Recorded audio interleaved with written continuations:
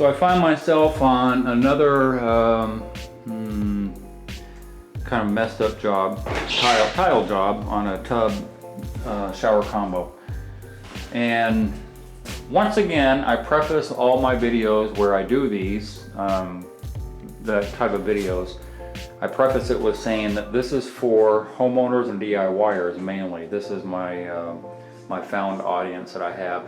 That when I do these videos, I'm trying to put out there information that predates any type of work being done, so that if they happen to stumble across my video, however they end up doing it, that they're not finding out after the fact. Normally what happens is after the fact, somebody will say, well, I just Googled bad shower job or bad tile job or whatever, and I found you. And I'm like, no, you shouldn't Google me then. Google how to do a shower first or something, I don't know, because I don't like doing these videos, but it's an unintended consequence of doing these videos that it kind of begets the next one. So what we have here, I don't know how to explain. I'm at a loss many times to try to, when I go through certain things, to try and clarify and explain how things were done or not done properly. But what I'm trying to get at is that I implore people when they start a job that they know what they don't know from the beginning. Fortunately, this isn't a shower, so I don't have to worry, you know, there's no leaking and stuff like that going on. This is a tub shower combo. So let me get into the meat of the matter. There's a lot of stuff going on here that I don't have explanations for. And I can't wrap my brain around why certain things were done. So sometimes I'm guessing on stuff. And when I first came in here, I'm going, why do they have a vertical ledger board? And it goes all the way to the ceiling. And why is there one here? And we're right between, like, I don't know. I don't have an explanation. I have no explanation. I usually use a ledger board like this on a shower that I'm building and do my first row up, but why would they put a ledger board here? The only thing I could surmise is that they needed a straight line to go up against with their tile, which is fine, except there's a thing called a pencil. So you can just draw yourself a line rather than putting a ledger board there, but you know, whatever. So the guy had some type of edge that he could tile up to and know that he was straight, except that his tile wasn't straight. Wasn't cut straight anyway. Couple places over here wasn't cut straight. Couple places here wasn't cut straight. And then it's way off over here. Like this is glued onto the wall, but hello, you know, 3/4 of an inch gap. So what is the board for? I don't know. That's interesting. Another thing that's interesting, there are 2 layers of sheetrock here. So you have this first layer and then you have the second layer. I don't know why there's 2 sheets of sheetrock on here. I don't even know if there's 2 on here. It looks like there might be. But I don't know. There's 2 sheets of sheetrock stacked on top of each other. Why? I don't know. There's no way to cap off something like that's too thick to cap off. Like even this 3/4 inch board doesn't cap it off completely. Like what would you use to end the tile? I don't know. And I don't know. There's no red guard on it. So that's not good. And that's not good for a bunch of reasons, but let me show you something else. And there are people out there that will tell you that wallboard is okay to sit on the top, or at least raise it up 1/8 or 1/4 of an inch so it doesn't touch the tub surface. And I disagree with that 101%. There's a lip of a tub that goes up about 3/4 of an inch to an inch or so. And so the wallboard should be sitting on the top of that lip. And so there's that little gap going on here that the tile overlaps on and goes onto your tub surface, so that there's a pocket there that no water will ever transfer up to your wallboard. Whether it's waterproofed or not, it doesn't really matter at that point, because now you're not touching to a potential problem. And here's the problem we get into. So what happens, the caulking is gone now, he didn't take it off very well. What happens is you have all this mold and mildew on the caulking. And the reason is because you have food for the mold and mildew to continue to eat off of. And so if you're familiar with this at all, you know that you spray bleach or use whatever you can to eliminate all that mold and mildew, and it works for about a week, maybe 2 weeks, maybe a month. But it grows back again because we have food for the mold and mildew to eat off of continuously. Every time you take a shower, it's getting wet incrementally. And then eventually you have a 4x4 tile that's on this wall, on this back wall, and you can hit it and your hand will go right through it because the sheetrock is dust. I mean, it's just penetrated. The water has penetrated so much over years that it just becomes brittle, and yeah, then you have a failure. And so what I'm saying to you is don't put your wallboard, especially sheetrock, on top of your tub. It's a stupid, idiotic mistake that I see time and time and again, including this guy did it. And so don't do that. Anywho, getting back to some of the other mistakes. So yeah, that's a big mistake. The other mistake, or I don't know what you would call it, why are you coming in with iron pipe in 2020? I don't get that. There's no reason for that. Why would you come in with iron pipe? And we don't even know that this is, there's no way to tell. I don't have a tape measure, but this typically is about 5 1/4 that it should be sticking out of the wall so that when you put your tub spout on, it fits. And we don't know that to be true.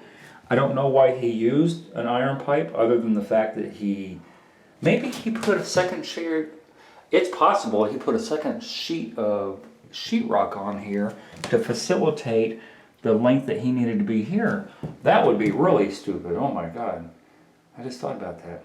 Anywho, the only thing I can think of is that he doesn't know anything about copper. And so then he didn't know that there was a nipple that you can solder on and have your copper to the size you need it. So he just went to the hardware store and got the one length of already pre-threaded pipe that he could, and that's what he was stuck with, which begets the reason why he bumped out his wallboard. I don't know, I'm guessing. I don't know. Then the shower valve. So he saved the mud guard, yay! He threw it away, I don't know why. The mud guard should stay on there until the entirety of the bathroom is done. And the mud guard should be your parameter of where your tile ends. So it can end anywhere on the back end of this mud guard or the front end of the mud guard. And the mud guard is literally on there for the duration, but he tiled up too close to it. And it keeps all the junk off of your valve, and yeah. Anywho, on to the next weird thing. So now we have a third layer of sheetrock. Remember? 1, 2, third time's a charm. That's sitting on here. I'm going to get to that later. A third layer of sheetrock on here, which I could not figure out. Why would you put 3 layers of sheetrock on? It makes no sense. It's illogical. Why would you put 2 on, for that matter? But why 3? It makes no sense. It's illogical. And the more I talk to the homeowner, and because some of these things confuse me so much, they dig deep into my brain until I finally figured it out. And I asked the homeowner, are you asking this guy to put a mosaic, like a waterfall type mosaic that's going to be this dimension all the way up to the ceiling? And she said yes. And I said, I got it. So he put this, same as a ledger board, to give him his parameter to set his tile. This ledger board is doing him no good whatsoever because he's off by 1/4 inch. He's off by 1/4 inch. He's off by 1/4 inch. So it begs the question, and he's not even close to the board over here. It begs the question, why put the board there if you're not going to abide by your own board, right? But he put the board there so he knows exactly where his mosaic is going to be. He's kind of giving himself a pencil mark. In fact, he put a pencil mark there, but then he put the board there anyway. I don't know why. And that board is a 1/2 inch thick. I don't know. I'm at a loss. Chip tile in the corner. Big gap in the corner. Bigger gap in the corner. What else can we find? It's so easy to find these things. Sometimes, okay, so look here. Here's a gap that's unacceptable, right? This is 3/4 of an inch to an inch gap at the ceiling. And there's no reason for that. So that would be what? A sliver tile, right? Well, here's the weird thing. So he's got about a 10-inch cut on this tile at the bottom row. That's going to eventually go down, right? So 10 inch, 10 inch, 10 inch, 10 inch, all the way around, until we get to here. So he didn't replicate this like he did over here, which is kind of weird. But had he only used a 12-inch tile, you see on the first row, then he would have had about an 11-inch tile up there. Maybe my math is wrong. 9.5 inches, 9 3/4, 10 inch, whatever, but it would have filled that gap. Instead of cutting your first tile, your first row of tile. It's illogical. It makes no sense. Another thing that's illogical on this job. There's a lot of things that are kind of weird, like even the lines not matching, which, you know, is kind of here nor there. But you try and get the lines to match up as much as possible. So we get to the niche, and this is kind of weird. Yes, it is. So the niche was sort of built, but then not really built, and I don't know. Again, there are some things I have no explanation for, and this is one of them. I'm not really sure what he's doing here. I'm not sure if this is new sheetrock he put in or if this is the old wall. But again, we have a secondary layer of sheetrock going on here. So we have this entire wall back here that he could have gone back 4 inches, 5 inches, or whatever to the thickness that we normally build a niche at.